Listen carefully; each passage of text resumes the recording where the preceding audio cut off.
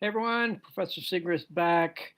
I have just gave you a couple of lectures on Rousseau and said I was going to follow up with a lecture on Burke to sort of round out a discussion of the rise of left and right in the context of Western civilization.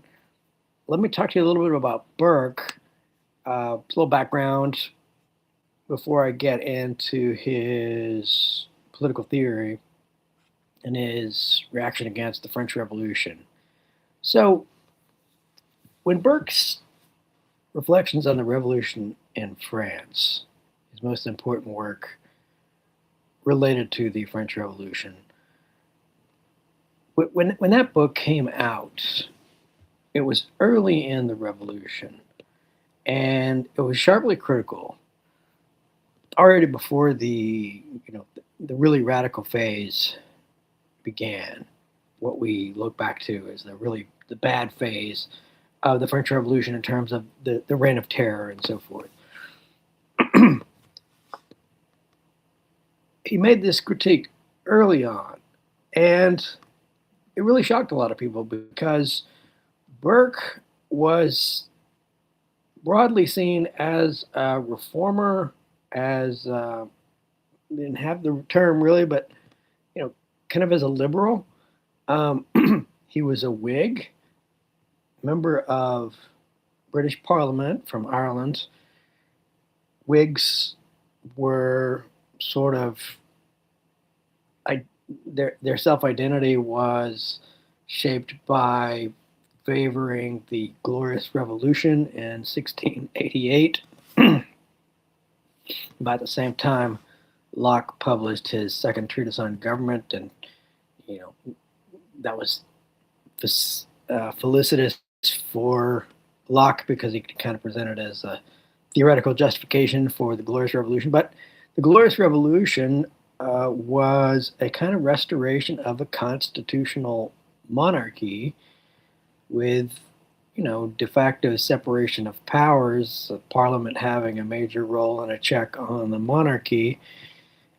King James II, who had wanted to sort of reimpose Catholicism and had more of a hard monarchical approach, monarchical absolutism had been sweeping across Europe in the spirit of Louis the 14th over in France, who famously said, L'État est moi, meaning the state is me. This absolute monarchism was not something that Burke favored. He wanted a constitutional monarchy, and he was, in many ways, reform-minded. I mean, he was very sympathetic to the American revolutionaries, unlike France, the French Revolution, and he also pushed for reform in India. He thought, in both the American case and in the case of India, he thought British policy was heavy handed and unjust. And so people thought of him as somebody who should have supported this kind of thing. He should have supported the French Revolution because it seemed to be based on the same ideals and having the same goals as the American Revolution. So, people were a little puzzled by this, and Burke's reflections provoked a lot of heated response from other intellectuals around in America and Europe and elsewhere.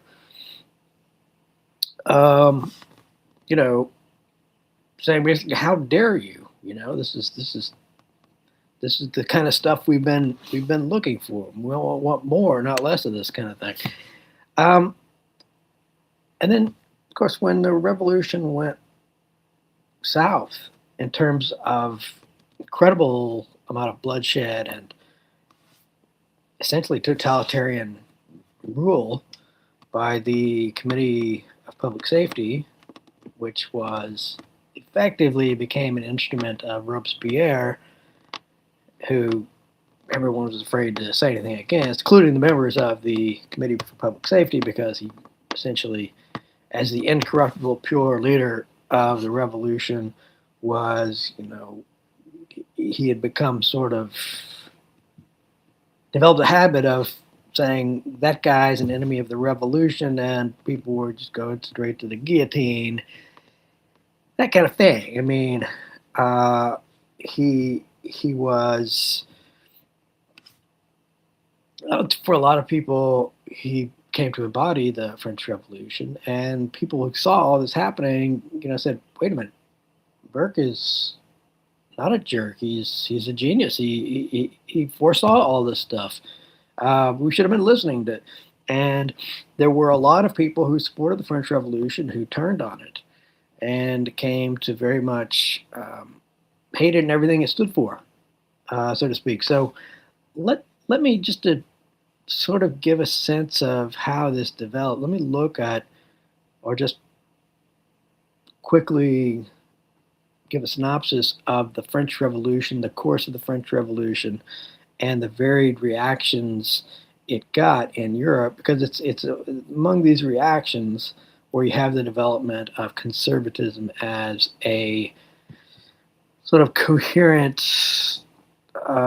philosophical phenomenon. That is, there's always been conservative instincts, things that you see presented by Burke are not new things, but the packaging of it as a kind of, particular way of looking at politics, and, that could be sort of encapsulated into a specific political approach, that's new. And so that's what you got to keep in mind about conservatism and what we call the left too. The left and the right emerge in the context of the French Revolution. Again, the directional terms left and right were literally based on the seating in the French National Assembly, where the constitutional monarch is set on the right. I mean, not absolute monarchists, but constitutional monarchists of the kind Burke would approve, and sitting on the right side of the assembly, literally, if you're looking from I guess it was from the speaker's podium or whatever, but they're sitting on the right, and the radical Republicans, that is, people who want a simple republic, do away with monarchy, do away with the the three estates model and so forth, and just have a republic, they were sitting on the left. So that's the right and left phenomenon literally begins with the French Revolution, and the development of what we call modern ideology is birthed here in this context with the French Revolution and the reactions to it.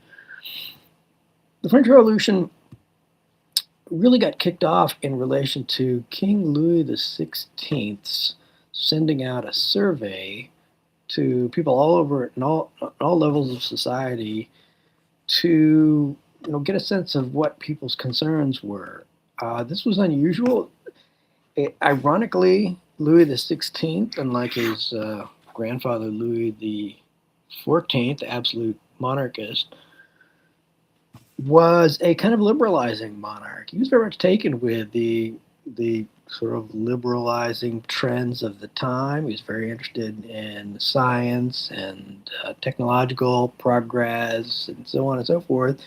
And this was very, you could say, in the modern sense of liberal, in the early modern sense of liberal, this was a very liberal move to send out a survey. People, tell me what your concerns are so I can address them.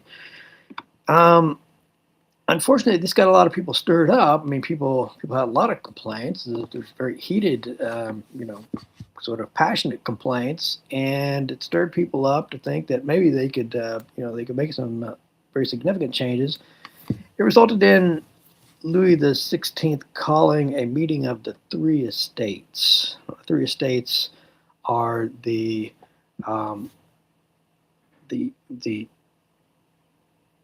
first estate is the nobles and the high clergy, right? So sort of an aristocratic class. The no, excuse me. The first estate is the nobles. The second estate is the high clergy, and the third estate is the commoners. And the third estate is, proportionally in terms of population, is by far, the biggest. I mean, it's vastly, as you'd expect, I suppose. You have a kind of an aristocratic class, relatively small compared to the population. But I mean, in terms of socioeconomic condition, probably 95% of France at the time was essentially poor, and a lot of them illiterate and so forth. And so he calls this meeting of the three estates. The first time, I want to say, in 175 years.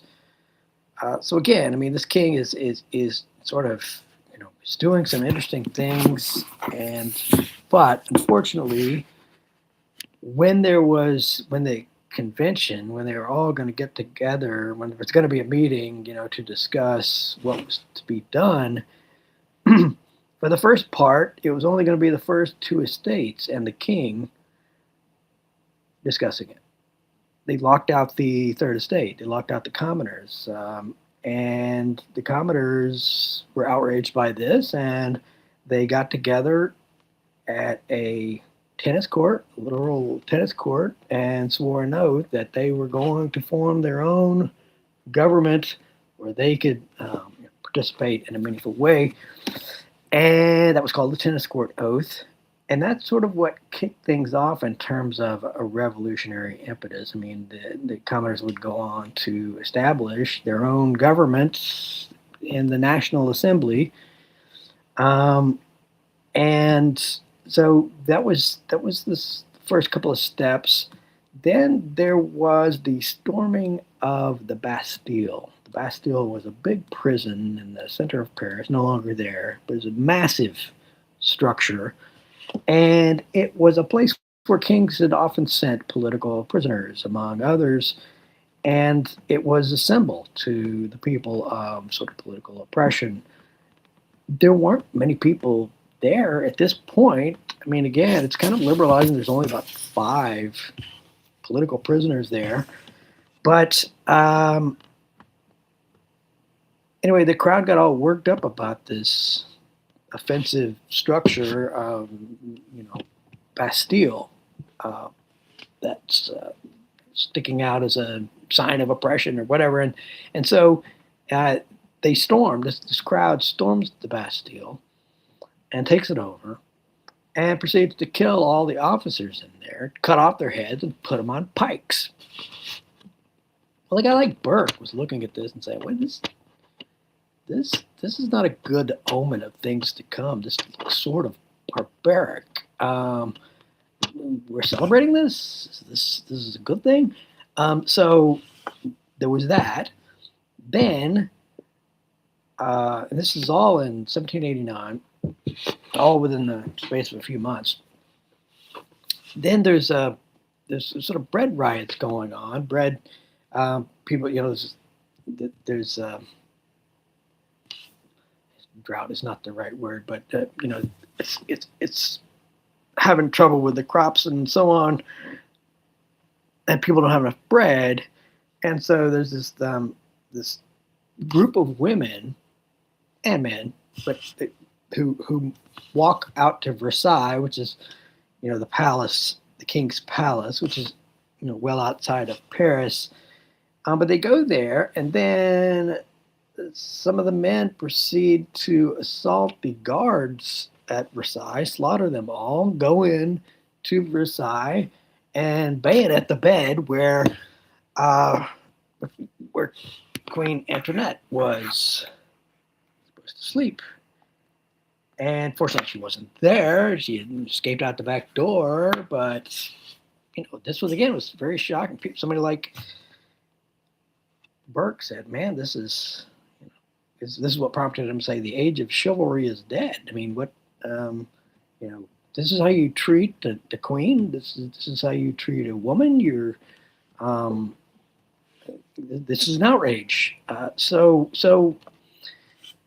King Louis XIV and Marie Antoinette tried to escape. They snuck out later on, tried to escape France. They were gonna go outside of France and sort of set up shop and hopefully return when things look better.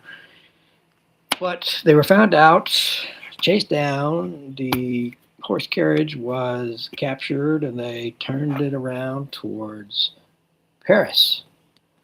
And he was going to be confined to the old palace in the Tuileries in Paris. Well, as this carriage continues to move forward from Versailles, or from that area, people walking next to it with heads on pikes, and sort of taunting the king and the queen in there. And so there's a lot of this kind of thing was very common in the French Revolution. A lot of mob activity, um, a lot of violence, sort of spontaneous street violence and that kind of thing. And uh, still, though, this is before Robespierre really takes. Robespierre was one of those representatives who came with the commoners to the meeting of the Third Estates.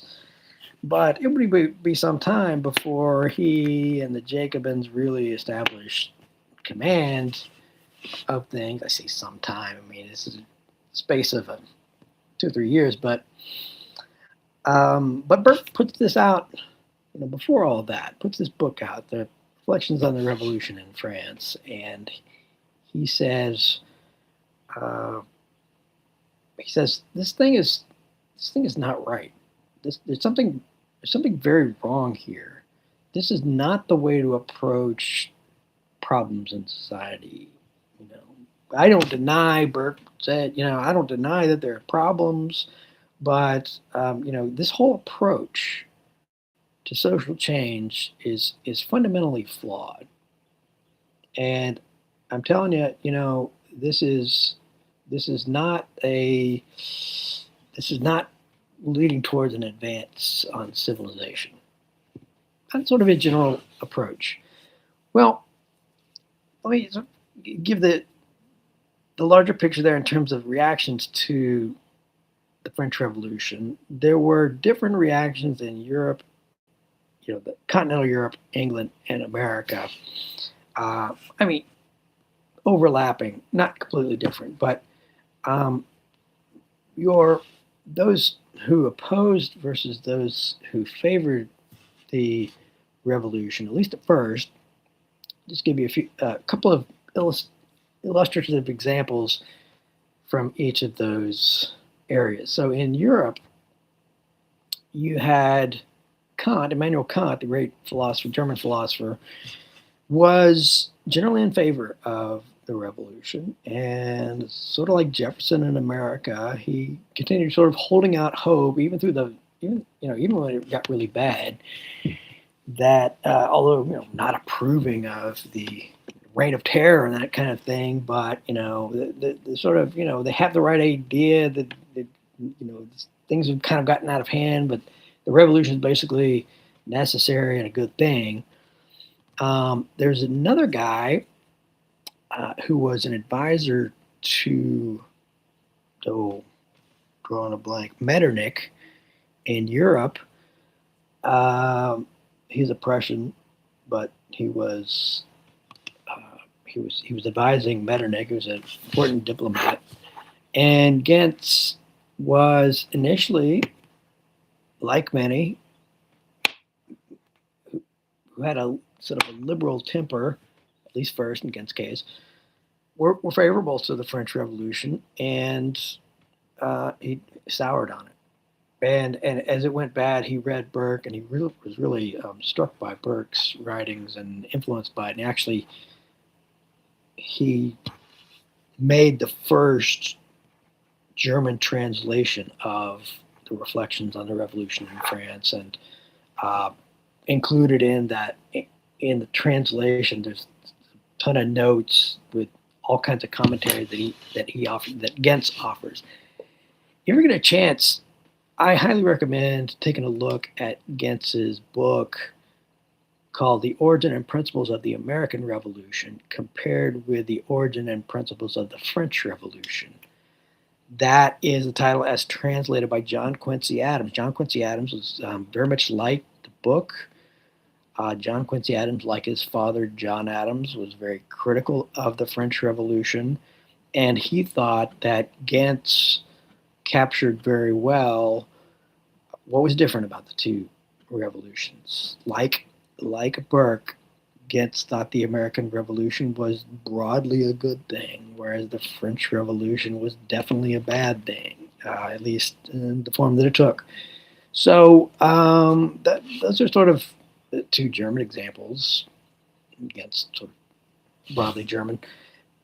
In England, you had Burke, and then you had one of the people he singles out for critique in the reflections in the British context is a minister by the name of Richard Price. And Richard Price was sort of all in on the social contract idea as presented by Locke and as sort of interpreted in the French Revolutionary context, that government is only legitimate if it's elected by the people, and the people can withdraw their consent at any time, and sort of the basic classic liberal social contract idea. And Burke thought Price was too simplistic about it. I mean, one critique that's often made of Locke is that he presents things pretty abstractly. One thing Locke, for example, totally ignores is discussion of culture. You compare Locke to somebody like Montesquieu, who is a liberal thinker, but he sees culture as extremely important to account for and extremely important in, the form that like freedom can take, for example. Another critic of Burke's book in England was Mary Wollstonecraft. Mary Wollstonecraft, very interesting writer in her own right, but she wrote a very fierce attack on Burke's reflections, sort of in similar lines. She thought Burke was too hypercritical. She especially attacked his attack on sort of abstract rights theory, and defended the need for sort of abstract formulations, among other things. Then another interesting example is Wordsworth, the poet. Wordsworth was originally a big fan of the Revolution, along with Shelley, the other poet, who were good friends. They were big, sort of young, starry-eyed revolutionary supporters early on. Wordsworth, though, later on, came to think, sort of in a more Burkean vein, that the French Revolution was really a mistake. And then in America, I've already sort of hinted at it, but John Adams was an early critic of the French Revolution. Jefferson, Madison, the Republicans, who became the Democratic Republicans, then the Democratic Party, there was a lot of enthusiasm for the French Revolution early on with those guys.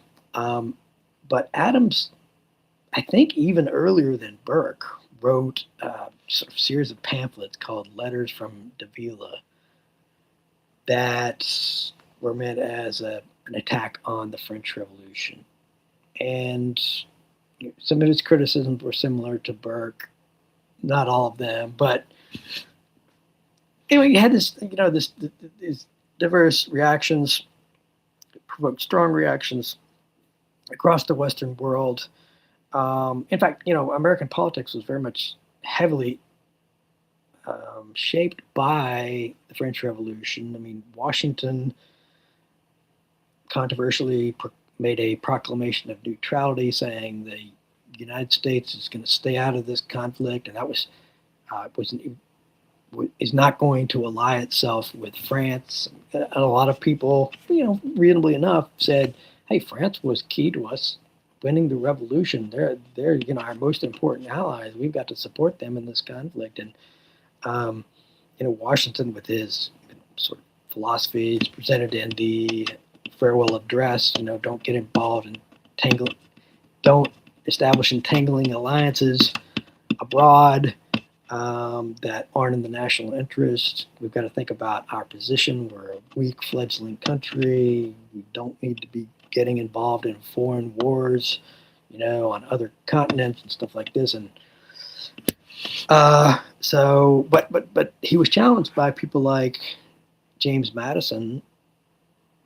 That actually, I think, partly at the prompting of Jefferson, that the president had no constitutional authority to declare neutrality. They were saying, power to declare war is given to Congress, so therefore the power to declare peace should also be, in the hands of Congress. And but my point is that all of this, hubbub in American politics there was a lot of it related to the Revolutionary War. The Alien and Sedition Acts passed under President Adams, John Adams, was related to the French Revolution and things going on there. And of course, the French Revolution exported itself beyond France, deliberately so. I mean, France was at war. Revolutionary France was at war with Europe well before Napoleon got in charge. They wanted to export the revolution. Of course, this freaked out all the monarchies who did not like at all what they were saying, and they certainly didn't like the fact that King Louis XIV had his head cut off after, from their perspective, probably a sham trial where he really didn't get a fair hearing, or at least not an even-handed hearing. So that's the situation in relation to the French Revolution. I suggested before that understanding conservatism, I think it's the easiest way to approach is to think about what a conservative wants to conserve. And it's always an attempt to conserve something that a conservative perceives to be good against destruction. Now, sometimes this can be, very selfish kind of thing. You have power, you have wealth, you have sort of unfair advantages that you want to, keep, and it's all about keeping the inequitable status quo or whatever. That's sort of the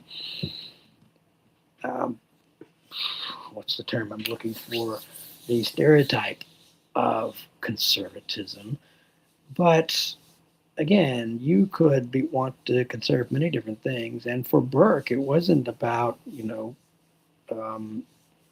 those kind of things per se, but it was about establishing or preserving the good things that had the hard-won achievements of civilization, both Western civilization in general, and in his case, in particular, English civilization. But I think we can say conservative in general, it wants to conserve something against what it sees as destructive forces, right? And as a result, each thing you want to talk about an ideology forming, and you see ideology as the kind of system of ideas. Conservatism has a sort of unique place among ideologies in the sense that it seems to be a kind of mirror image of other ideologies, or ideologies that it perceives to promote things dangerous to whatever the conservatives hold precious, right? And so this has been called the mirror image effect. Conservative thought tends to define itself point by point against whatever the source of danger is, right? So, I mean, just going along and your life seems fine. And then, you find yourself being assaulted by whatever group it is or whatever movement it is. And maybe you hadn't thought about what it is that, that, what it is that you find enjoyable about life and, what you really value, and, what you like about the traditions that you enjoy, etc. But once it's under assault, you've got to think about these things, and you develop a sort of coherent view of it. And this can become an ideology, and it has become an ideology, and it has many different sort of variations. I kind of look at Burke as more of an anti-ideologue, as opposed to someone adopting a system. He's sort of anti. I read him as kind of anti-systems guy. But there's no question that however it starts, conservatism can harden into an ideology and an ideological system that is closed and that is not open to, reconsiderations and questioning of premises and so on. So, if I was going to sum up the varieties of conservatism, there's so many. I mean, you could just in the American context, depending on how you define things, you could come up with 7, 8, 9, 10 varieties of conservatism. But for a larger framework, let me just suggest three. One is kind of a non-liberal, sometimes in this case a little more fairly described as reactionary. In the context of the time, this was strict monarchists. These were people who wanted to, preserve essentially feudal order, and things like that. Um, but it's important to recognize that Burke was that's not what he that a strict monarchy, an absolute monarchy, a feudal system, which was different, very different in England than in France, to the extent there continued to be a quasi feudal system.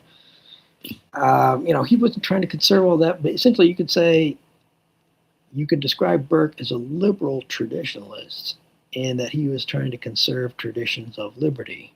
Now, going back to the Magna Carta, way back in the Middle Ages, right, the 1215. So, um, there's a long tradition of liberty in England, and it's not a new thing. And he thinks this brought a lot of good.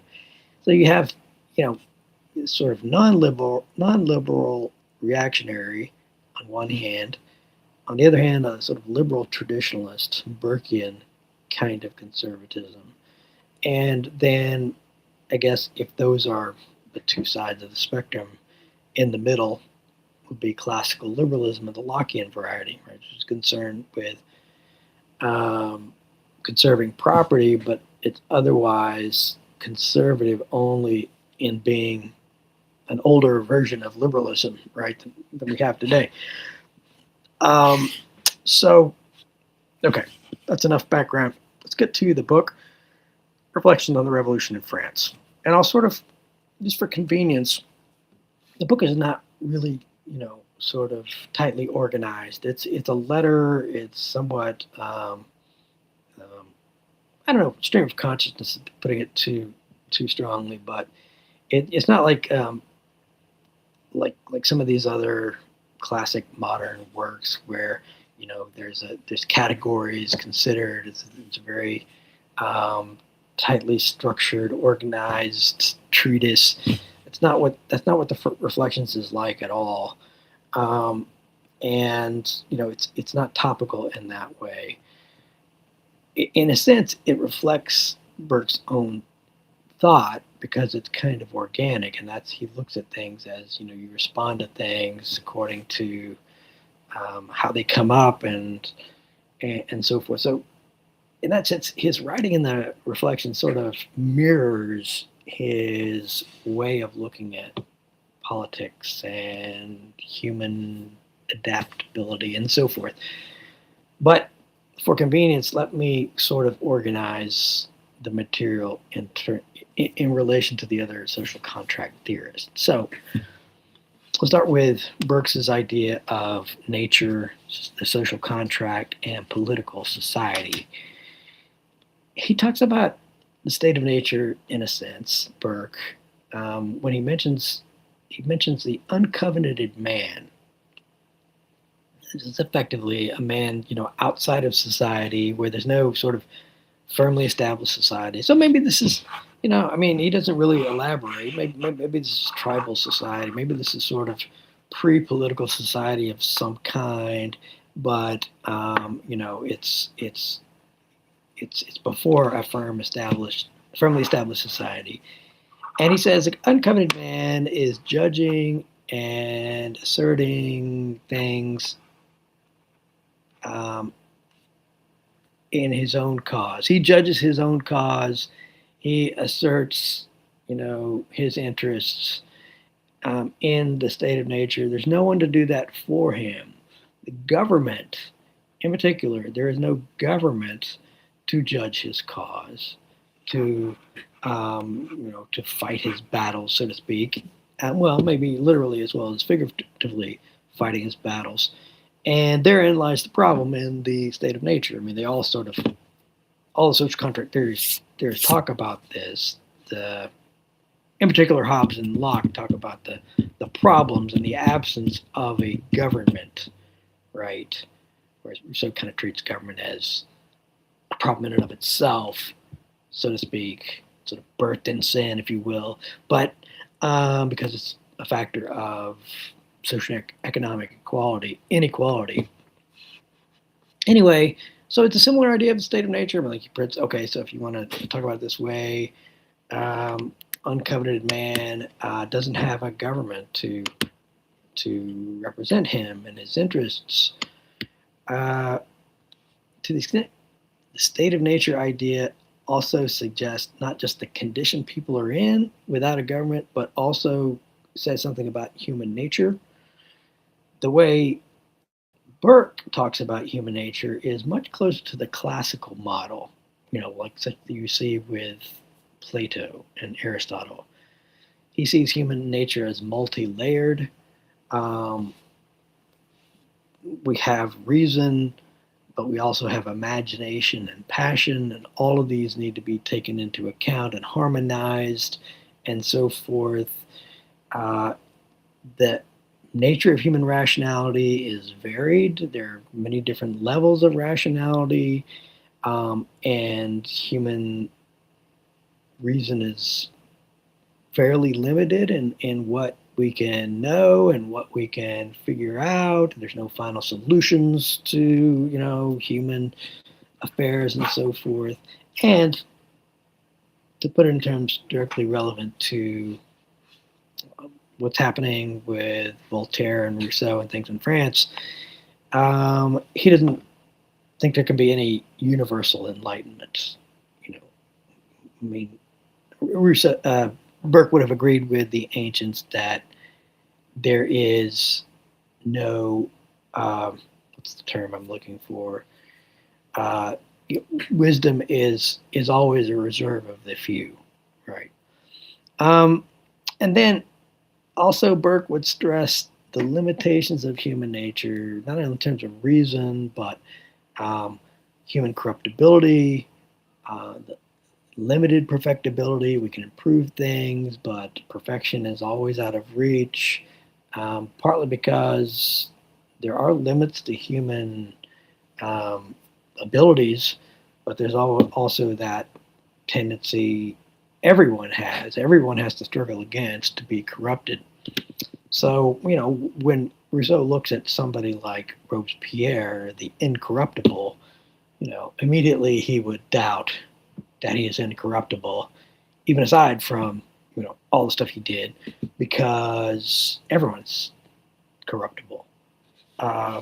And that therein lies a great deal of the problems we face in human society. Burke also does talk about a social contract of a kind, right? He says okay, there's a kind of social contract, but it's not the way Locke or Hobbes or Rousseau present it. At least not completely. Partly it is. I mean, Burke says that the agreement involved, again, the social contract being this agreement to establish ourselves as a organized society to come out of the state of nature, where we have no government to appeal to and so forth. But the agreement, as Burke presents it, involves abdicating our rights to be our own governors. That's what we were in the state of nature, right? We were judges in our own cause. We fought our own battles. We asserted our own interests. There was no one to do that for us. But to get out of what Locke called the inconveniences of the state of nature, we abdicate all right. I'm quoting Burke. We abdicate all right, or one abdicates all his rights to be his own governor. In terms of liberty, Burke presents it as to secure some liberty, each makes a surrender in trust to the whole of it. So if you just stop right there, it sounds somewhat similar to Locke and Rousseau. But the parties to the contract he conceives very differently, right? So you think about the parties to the various contracts of the social contract theories we've talked about. Hobbes, not everybody's part of the contract. The people who are set up in power, in particular, are not parties to the contract. Everybody agrees to put those people in charge, and they're not bound at all by the contract. We need them to be unrestricted, to do whatever it takes to maintain order and peace. Locke says everybody's got to be part of the contract. In fact, there's a two-stage sort of development for Locke. First, you establish yourself as a community. You're going to agree that you're going to establish a society, and then only after there's this agreement to establish society, then do you make arrangements for government. And that's important for Locke because he says, if government violates people's rights, because they pre-existed the government, they have the right to draw it back to themselves, and they don't cease to be a people when they say they have to resort to a revolution. And Hobbes had said, no, if there's a revolution, then the political body is dead. There is no more people. You're back into a dog eat dog, every man for himself, state of nature kind of situation. And of course Rousseau says everybody's party to the contract, like Locke says, but like Hobbes, that contract is a total surrender of all rights to not one person or a few people, but to the people as a whole. And we talked about that in Rousseau's. It's kind of a complicated concept there, but Burke says there is a kind of contract, but it is between the living, the dead, and the yet unborn. So it's not a contract that people sit down at one point and make. There is no absolute founding. And Burke would have said this about the American founding too. It's like the American founding didn't happen in a vacuum. Okay, so they sat down and, with the Declaration of Independence, they became one people. So there was established, it's kind of a lock-in establishment of a society there. And then there was, the Articles of Confederation, then there was the Constitution. And, people sat down and said, starting from scratch in terms of setting up a government. But they're drawing on all kinds of stuff from, the whole tradition of political thought.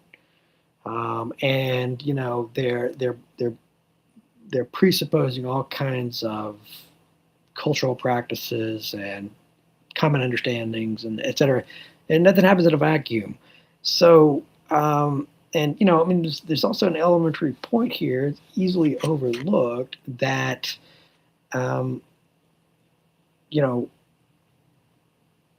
the population is always changing.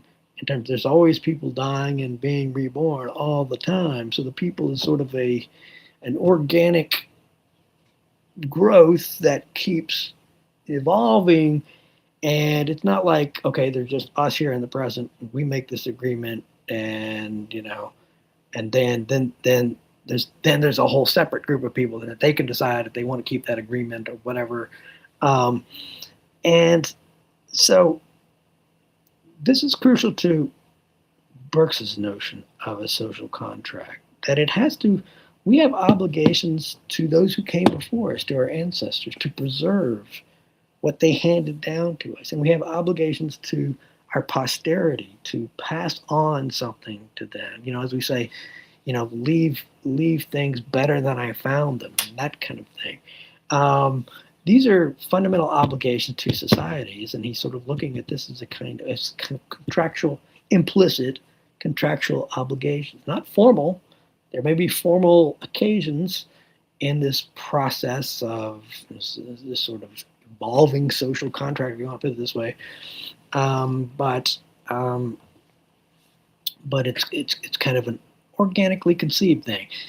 Then there's also a cosmic dimension to Burke's social contract, which puts things in a little bit of a different light. I mean, he talks about this contract being not only between human beings, not only between the living and the dead and the yet unborn human beings, but as part of an eternal society within an order of nature that we participate in as human beings. So it has something of this idea, if you want to talk about the Puritan analogy, a covenant under God. Of course, the Puritans got this from the biblical tradition and everything, but the idea of a covenant under God, there is a transcendent standard involved here. There's an extra human standard, so that the contract itself is not the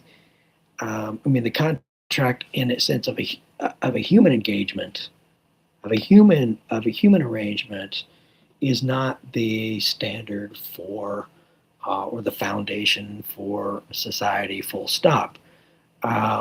There's this